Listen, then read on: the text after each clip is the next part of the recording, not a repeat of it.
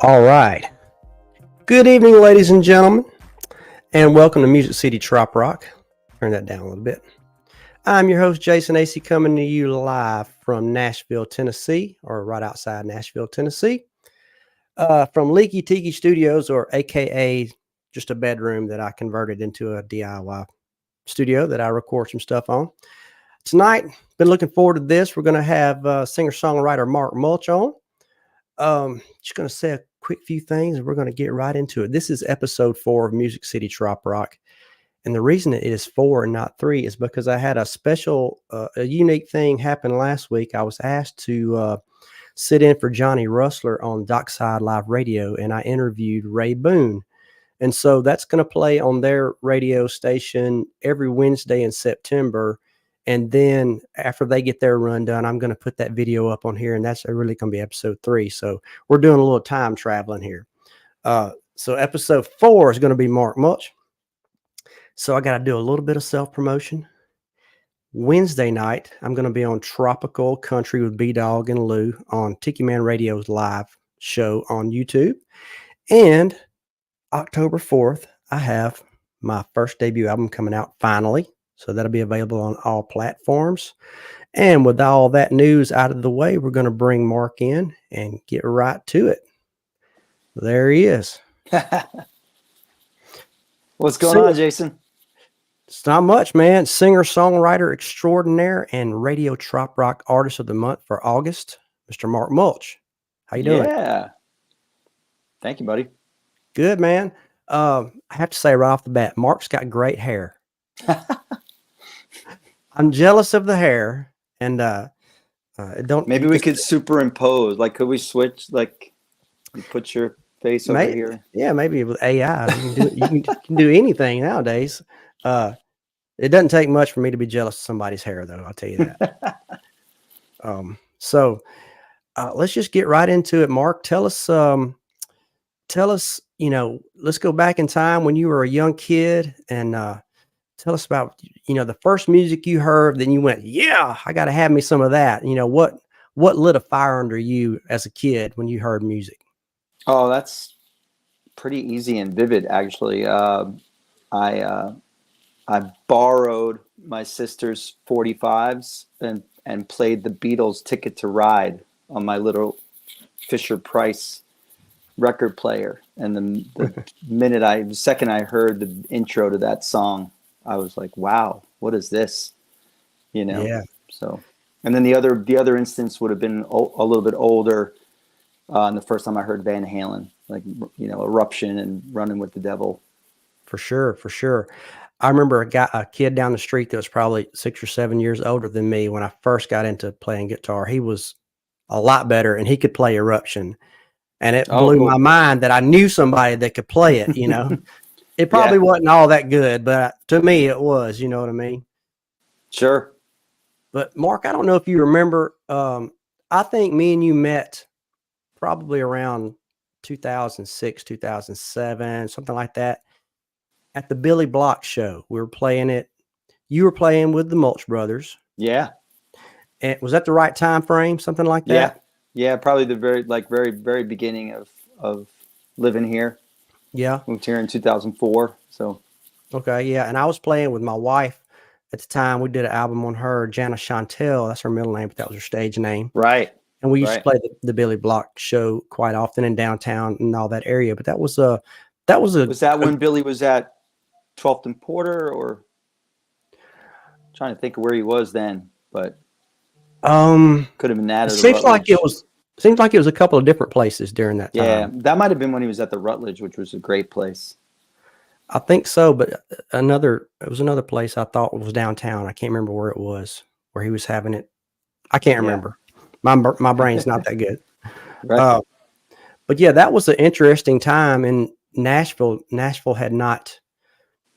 You could still go downtown Nashville at that time on a Monday or Tuesday or Wednesday night, and it wasn't a madhouse. Right. Now it could be a ghost town sometimes, actually. Yeah, it really was. Now it's just crazy. Sure is. But So what was your, like, early on, you said that was your influences. What catapulted you into wanting to learn how to play music, or did you take lessons or anything like that when you were young? So yeah, it was the Beatles, mainly when I was younger, and the Bay City Rollers. I don't know if you remember the Bay Oh City yeah. Rollers.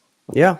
I've noticed that they've popped up on TikTok and stuff again. They got a couple of the guys, which is really funny. But yeah, I just wanted to play guitar. My brother-in-law played guitar, and he's the one who taught me how to play. I took lessons for a little while, but the guy was teaching me like Mary Had a Little Lamb or something like that, and I wanted to play Hey Jude, So Yeah.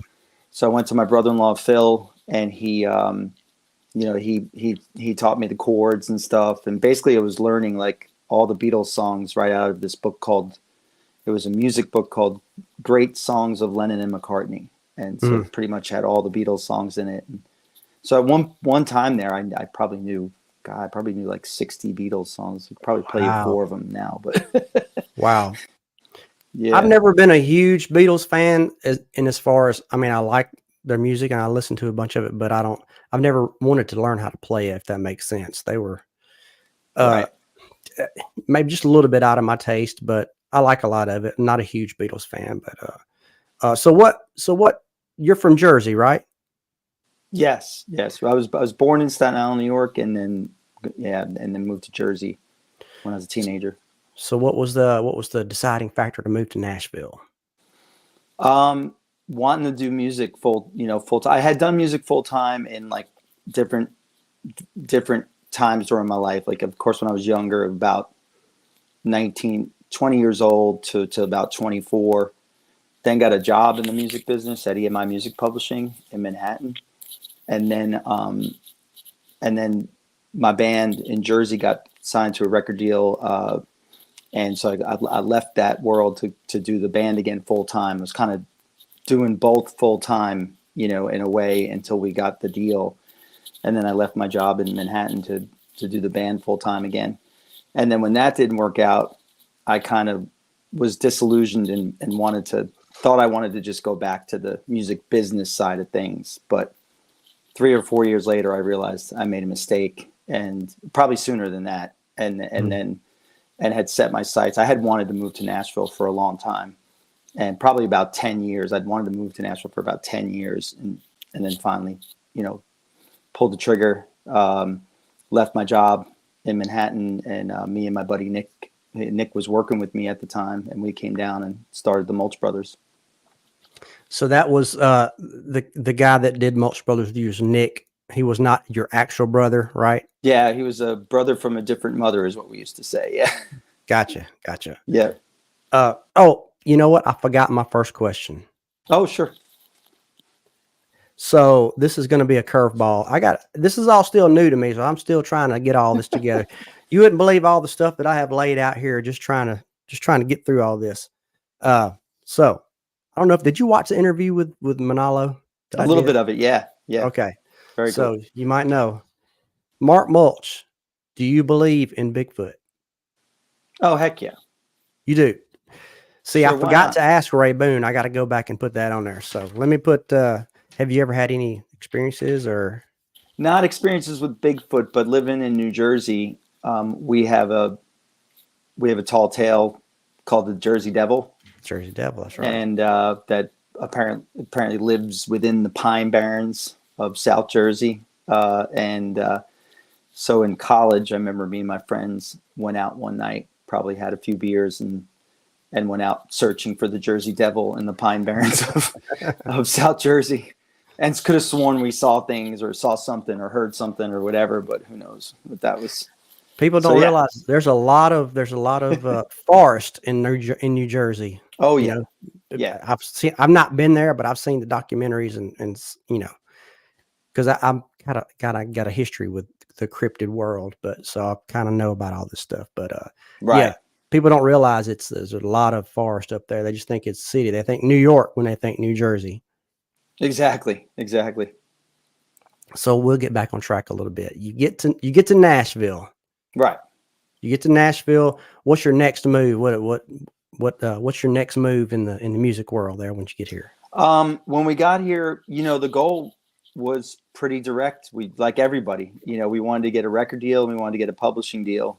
We wanted to be songwriters, not only for ourselves but also for other artists, and we wanted to get a record deal for the duo that we were putting together, and that we got here. Like the first day we got here, started working on it together and rehearsing and working on the songs that we had already kind of came up with or knew that we could sing together. We kind of realized we could sing together back in New Jersey, because Nick and his girlfriend would come to my house in Jersey on the weekends after working in the city, all week, and sitting around like a fire in the backyard, we realized that we could sing well together, and started to put that's kind of put the seed in our head for it. And then when we got here, we got right to work, networking with people and writing with people, and met Billy Falcon and his daughter Rose Falcon. Started writing with them. Started writing with other people in town that we were meeting. The guys from Trailer Choir, Butter and Vinny. Mm-hmm. And just started putting it together and playing out. Billy Block was the first one to give us a show. First time we ever played live in Nashville was at the Billy Block show. Mm-hmm. Yeah, he had a lot of artists come through that show. Sure did. People don't realize that he was an important part of Nashville during that part of history. Yes. So I read on your website you had a cut with the Randy Rogers band called "Steal You Away." Yes, sir. That we were really lucky with that one. We wrote it with our buddy Jeff Middleton, who was in a band at the time called the Dirt Drifters, and they were a band along with another band called Mackenzie's Mill. We were kind of all brother bands, even though mm-hmm. Nick and I were brothers from different mothers. They were real brothers, and we started to do this show at 12th and Porter called The Trouble with Brothers. And so we all were playing shows together, and we were writing together, and we actually wrote that song with Jeff, and he played it for the guys in the band, in the Dirt Drifters, and they were going to put it on their debut album on Warner Brothers. So we were super excited about that. These are our buddies. They just got signed to Warner Brothers. It's going to be on their debut album. And probably a month or so before they were finalizing the album, Warner Brothers knocked it off the record. They just thought there were too many ballads on that record. And so we were really bummed out. But sure enough, a couple weeks later, we got word that Paul Worley had heard it, producer, and he was working with Randy Rogers and his band on their debut album on Universal. And so it got cut by Randy and the guys, and they made it a single, which was super exciting. We were big fans of theirs anyway. And then lo and behold, a couple months after that, the producer or the director or the music supervisor for the movie Country Strong heard the Dirt Drifters version, not knowing that there was a Randy Rogers version, and they wanted the Dirt Drifters version to be in the movie. So that version of the song, the original version of the song, wound up in that movie, which was, wound up getting 2 for 1. Yeah, I remember the Dirt Drifters. That was a good band. Yeah, they were a great band. Hey, so Jason, I'm not a professional either. I looking at my laptop here, I'm like running out of power. Is it okay if I come up with my thing here, or will that cause some? Are you on a laptop? Yeah. You can try it. I'm not. We can. We'll see. Let's see what happens. You tell me if it's causing any issues for you as far as hearing it back and forth or whatever. No, it sounds fine. Great. Yep, sounds fine. It's actually a little bit that mic on your headset was a little hot. This sounds a little bit better. Sounds good. There you go. I can hear more of the. Yeah. I can hear more of the room and the echo, but it sounds fine. I like your backdrop there. Your palm tree backdrop. Thank you. It looks familiar. Of my girlfriend Grace, she found that at a thrift store the night that we played at When Pigs Fly. Yeah. When me, you, and Manalo played our show in Pigs Fly, I had said that I wish we could get a backdrop that could give it a little bit more of a trop rock feel here in Nashville. And she found that about 3 hours before our show. She found this thing. Wow. Now you're toting it all over Nashville. and it's funny. We were, you told me what time to be ready and stuff like that. So honestly, it was about barely a half hour ago that I remembered that it was in the garage, and I ran downstairs and got it. And I Well, also man, got where is it? NA oh, Corona right here. So like, so you are not to call you out, but you are a recovering alcoholic, or you just don't drink, or what? yeah, the recovering alcoholic. I quit drinking 4 years and 3 months ago. 3 months and 9 days. Who's Cool, counting? cool. Yeah. You know. Um, you know, I try to walk a fine line with my original music, the things that I write, because I have a son in recovery, so it's kind Oh, of it's close to home to me too. So, but I drink. I don't, try not to overindulge. So I just try to walk a fine line with the lyric. I don't try to glamorize it too much, if you understand what I'm trying to say. oh yeah. I don't mind that. For me, it was a personal choice. It was, could go maybe another more serious episode. We could go into that, but Yeah, yeah. yeah, it was like a mental health issue, really, more than anything else. No one thought, like when I quit, everybody was like, "What do you mean? You didn't have a problem," but people don't see what goes on behind the scenes, so to speak. So, Yeah. yeah, it was really a mental health kind of thing, and Gotta have it's that. been so much better. I did my time, and I did it well too. I was really good at drinking. I'm sure we could. That's probably a song we should write. I was really good at drinking. Hey, it's not bad. So let's But talk about music I then. still write songs about it, still sing about it. There's a couple songs on my EP, Beer on a Boat and stuff Yeah, like that. And I'm Cali sober, as they say. yeah. So, I was trying to remember with that term that you used. We were talking about yeah. this last night.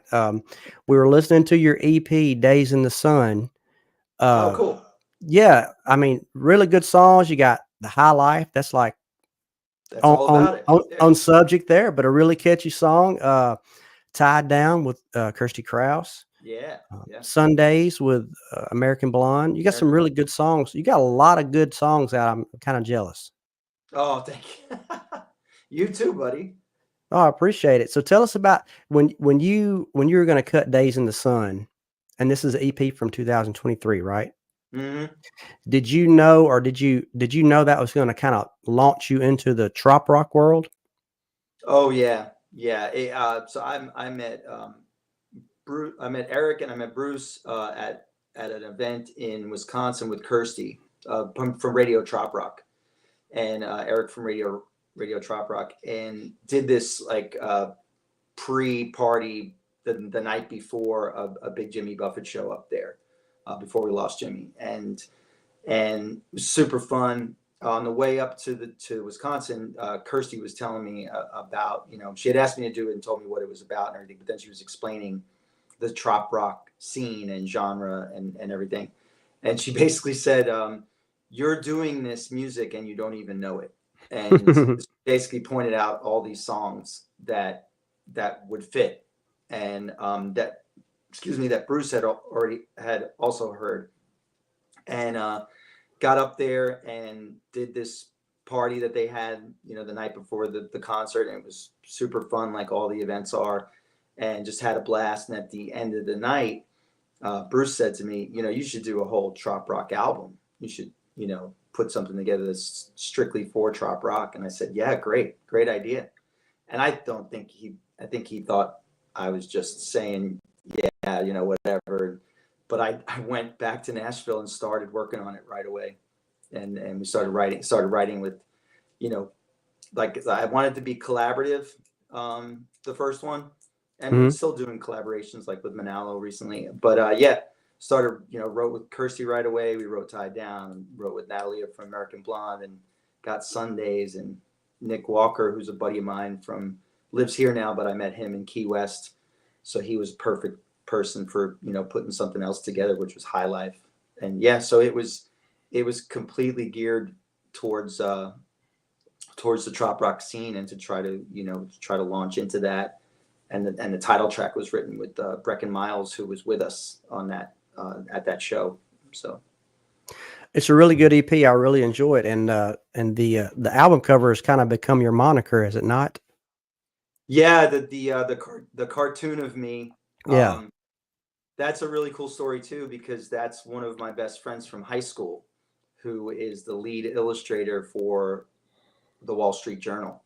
Hmm. And I was having trouble trying to figure out what the cover should be. And I was trying things with like apps and stuff. It was like took a picture of myself with sunglasses on and would use like an animation app or something, and Hmm. it was all terrible.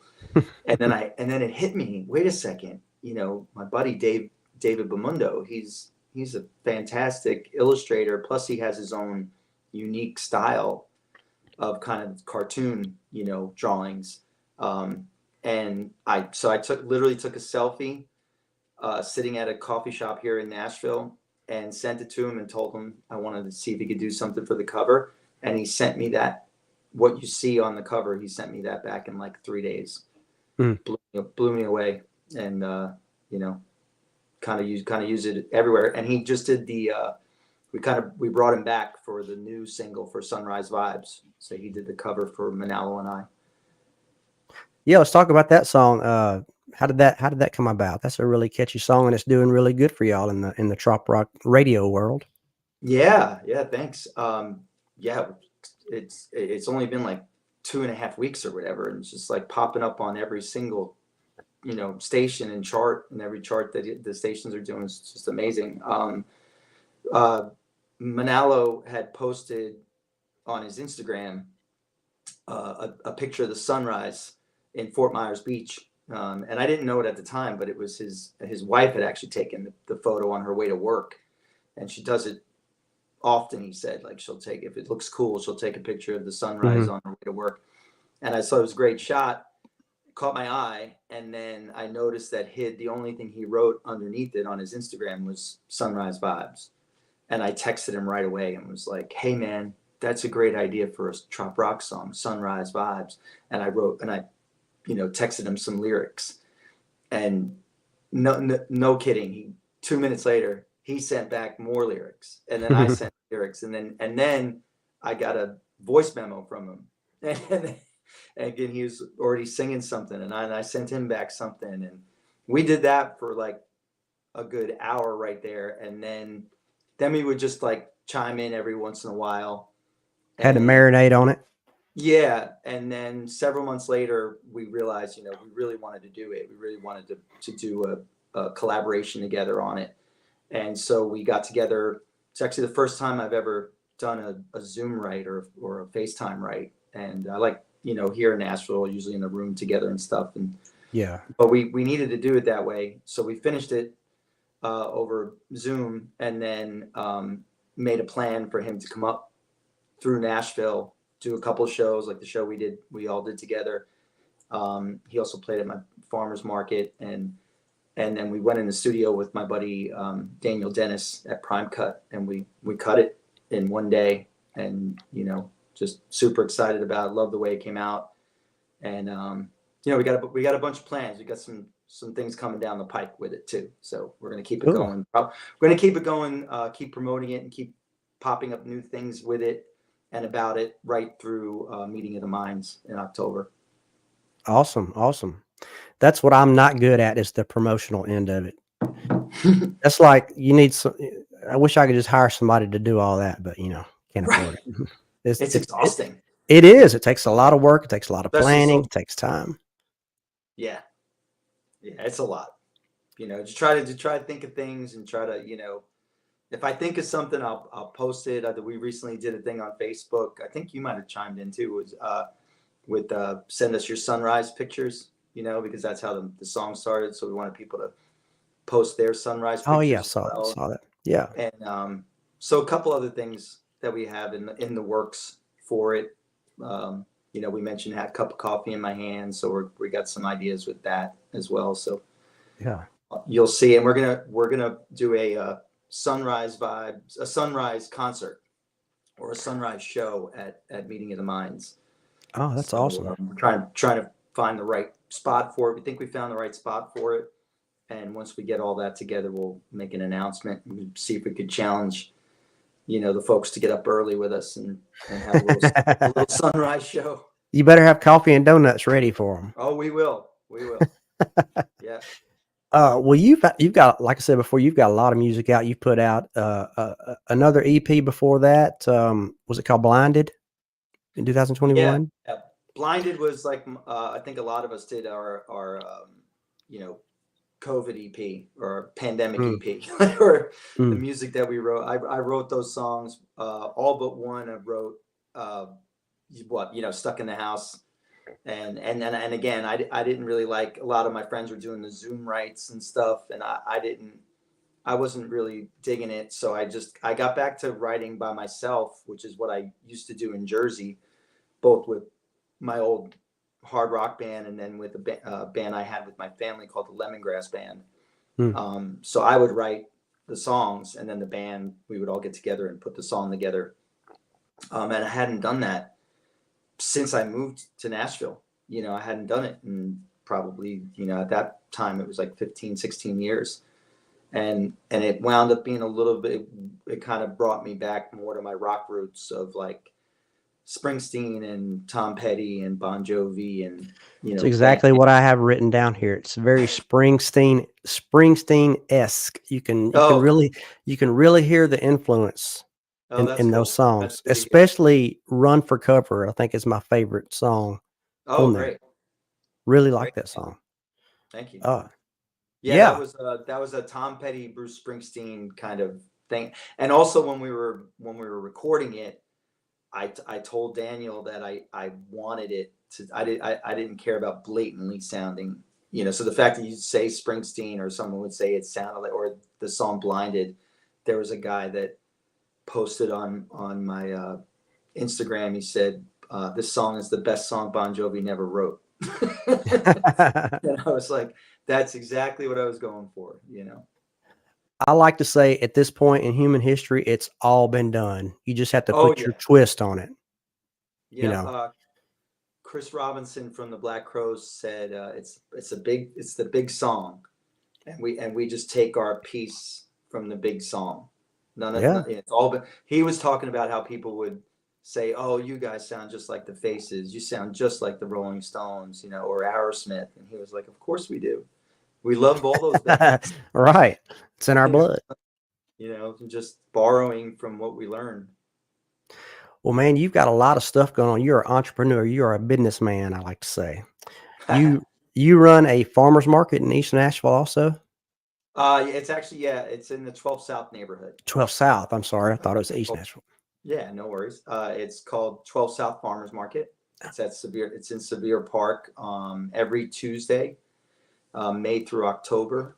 And we've built it into a real kind of more of a festival vibe.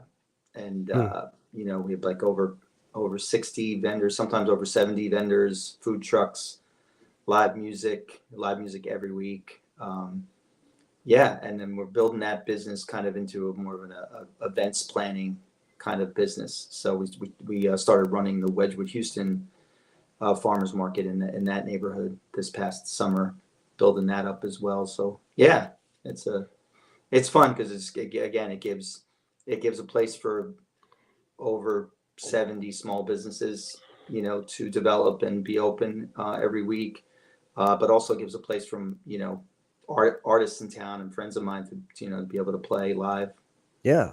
That's awesome. I'd like to come check it out, but I work on Tuesday nights. So usually Okay. on Tuesday during the day, I'm sleeping.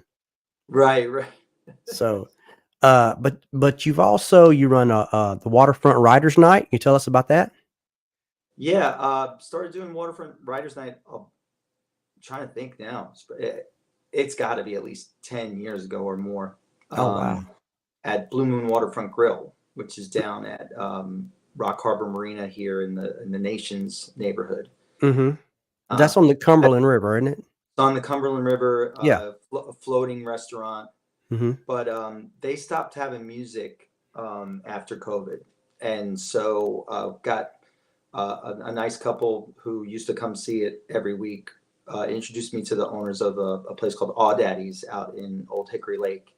Hmm. And so about, I guess now it's 4 years ago that I moved over to Aw Daddy's and started doing Waterfront Writers Night out at Old Hickory Lake. And now it's once a month. Usually the first Wednesday. This year I had to change it because of taking on the other farmers market, but we're doing it once a month on a Wednesday night. The next one is actually tomorrow night. Oh wait, today Monday, Yeah. Wednesday, this Wednesday, and we're having a Trop Rock theme. So we've got Kirsty playing, Kirsty Krause, and we have the queen of Trop Rock, Beth Travers, is playing There you go. A little on shout Wednesday, out. which is just wild. So And that's up on the north end of O'Hickory, like in Gallatin area. Is that where that is? All Daddies? yeah, it's in Gallatin. Okay, that's what I thought. Yeah, great place, great outdoor restaurant. They got a cool stage that kind of looks like a clubhouse almost or whatever, but covered stage. And yeah, it's been a great place. That was actually a really cool move. And you know, it's been a good thing. Cool, man. I have a list of things I want to try to make sure Sure. we get on all of them. But also tell us about the Jersey Sound documentary. You were the music supervisor for that. I have not watched it yet. It's Okay. it's on my list to watch, but I did see like an extended commercial type, reel for it that they put out. Oh So I'm yeah. very, very, very interested in watching it. You want to tell us a little bit about that? Yeah. I'm trying to think of how long ago. That also, I think, happened right around or right after, right around the time that COVID was hitting and stuff.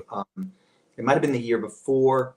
Then we got kind of slowed down, of course, in 2020, and then it picked up steam again in 2021, and been working on it ever since. I was initially interviewed for it as a Jersey musician who moved to Nashville and had success in the country, genre and stuff. And then at the interview, the director said to me, I don't know what I'm going to do. I got all these performances that have happened during the interviews. I have all this music that I want to add underneath, and really no idea how to license all that or do all that. And that's what I used to do in New York, in Manhattan.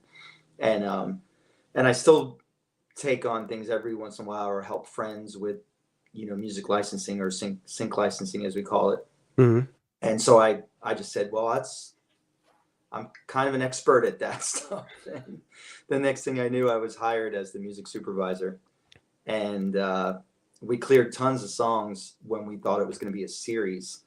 And then it got turned into a 90-minute documentary, which is the final product that you see now.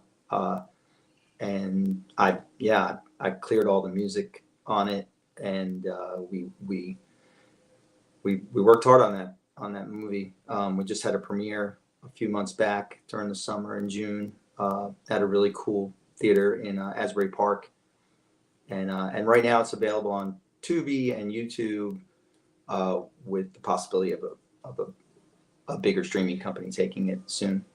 Cool. So it is on YouTube. I was going to ask you where we could see it. Yeah, I'm 99% sure. I know it's on Tubi though. Okay. I have to check that out. And if you're in the audience there, check it out. Yeah, the Jersey Sound. Yeah.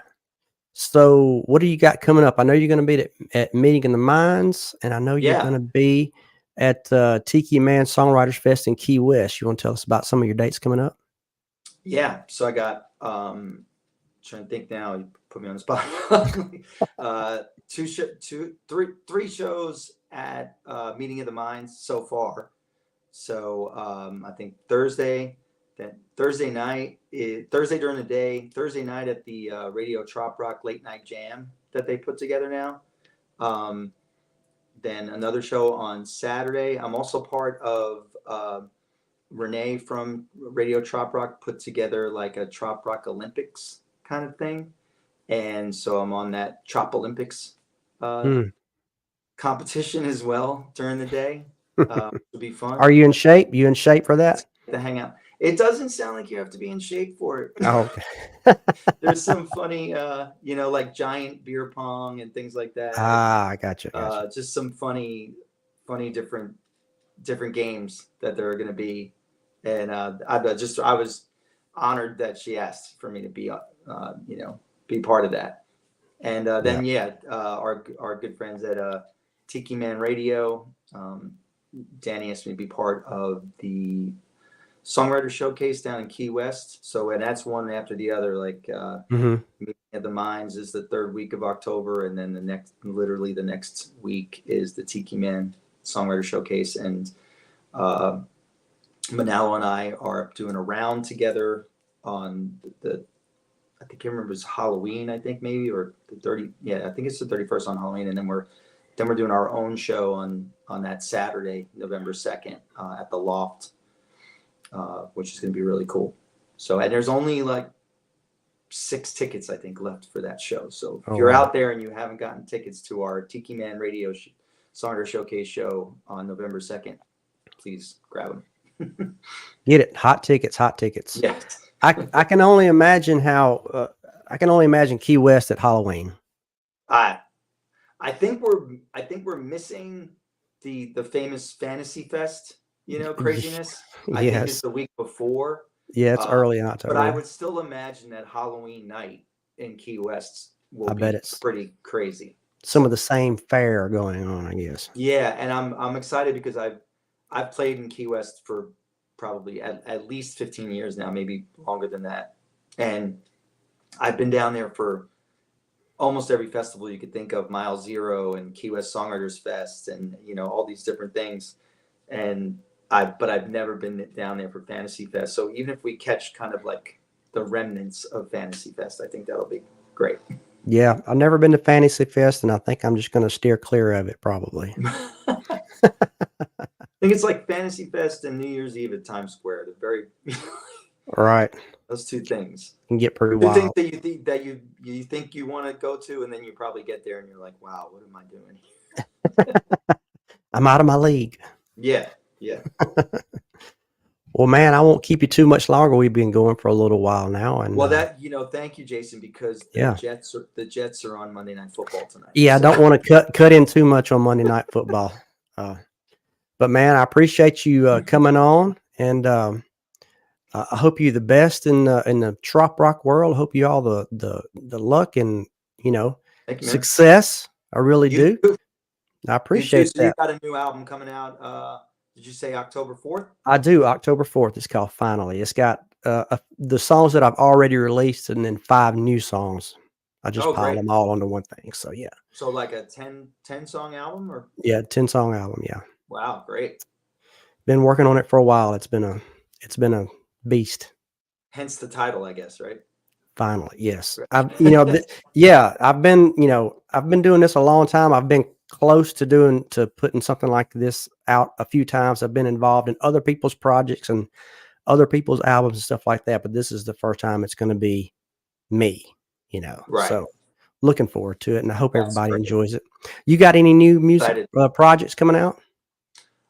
So my goal this year was to put singles out in the trop rock world. So there's been the 2 at Feels Like Summer earlier, then Sunrise Vibes. Going to be Kirsty Kraus and I have a little Christmas present for everyone that we're working on right now. Yeah. That we're excited about, and so you'll hear more about that very soon. I think our goal was to put that out probably like first or second week in November, and then I want to try to maybe sneak in one more song before the end of the year, but I also might just wait until the beginning of 2025. Yeah. But yeah, I think it's going to be singles for a little while, and then I would like to do a full, because Days in the Sun was an EP. I'd like to do a full length, trop rock album at some point. So. Well, cool. We'll be looking out for it. Yeah. Thanks, man. Appreciate you, Mark, and thank you, everybody. If you're watching this in the future, thank you for watching Music City Trop Rock, and to everybody out there, fins up and keep the party going. Thank you, Mark. Thank you, buddy. All right.